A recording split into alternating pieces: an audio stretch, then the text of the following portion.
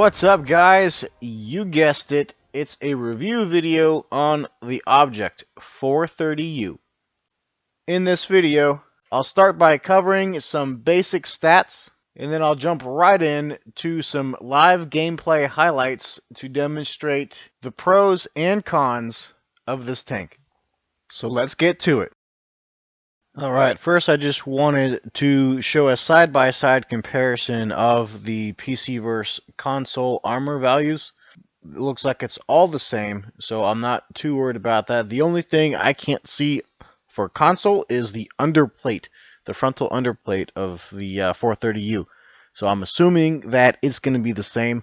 Other than that, the only main difference is obviously gun and 48 kilometer top speed as opposed to 50 for the PC. Starting with the gun depression, you have 5 degrees all the way around the tank. And on the turret, a couple of those are not quite a weak spot, but they still are. What I mean by that is standard rounds probably won't go through unless you're getting hit by a tier 10 TD. But if you switch to the premium rounds, this has 340 penetration. You're probably going to get penetrated by it if you're sitting still. Pretty much the same concept for the turret itself. All the outside and top is going to bounce 99% of the shots that get fired at it, except for below the gun. You're sitting at just over 300 millimeters thick, aside from the mantlet. So if you have like an E4 or a Jagdpanzer E100 shooting prem rounds at you, they're just going to go through you like butter, so be careful of that.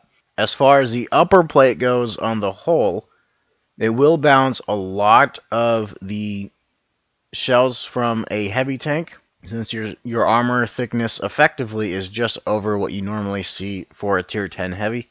But again, if they switch to prem rounds, they're probably going to pen you.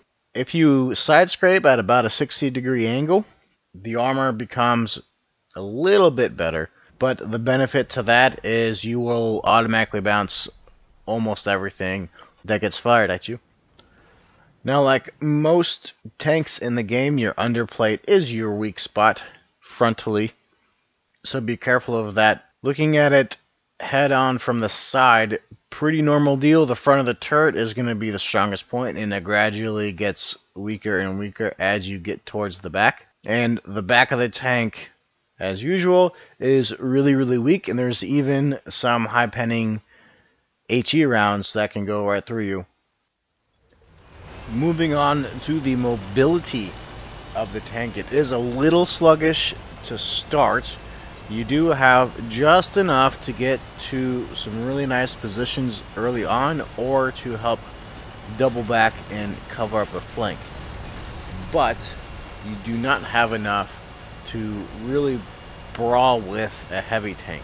But you do have, like I said, enough mobility to get you where you need to be when the time calls for it. So when your team, let's say, camps the rails on Prokhorovka the entire match and leaves it up to you to spot for him, you can be there to do it, and you have the armor to block any shots that may come your way.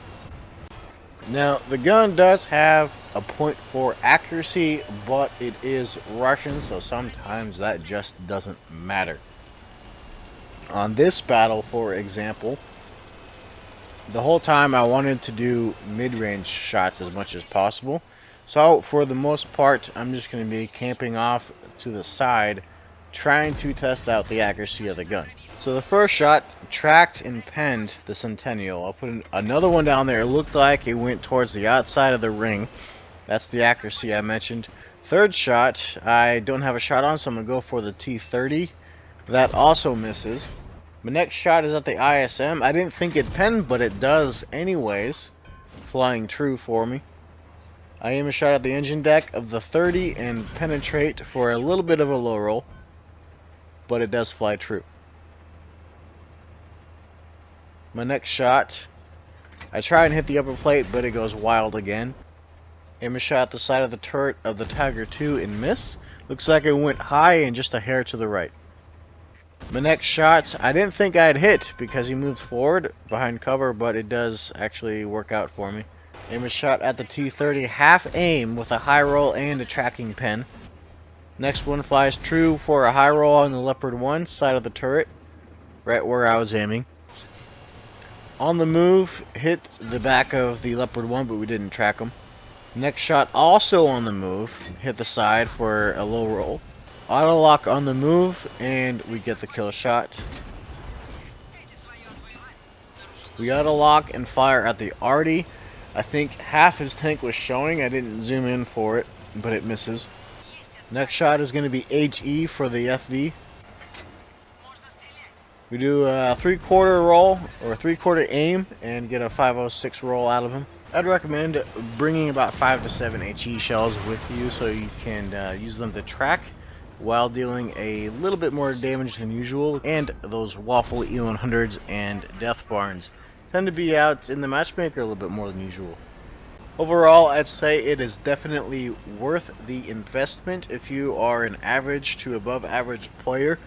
It does require a little bit of experience to fully reach the potential of it. If you like the way the armor is combined with the mobility, but you don't like the 122, I would say the 430 standard version is going to be a better bet for a tank to grind out. I know it's a short video. It took me a little bit longer to put everything together for you. There was a battle I was going to commentate on. The next tank I'll be reviewing is a 705A. Feel free to leave a comment down below to let me know what you like and disliked about this review video.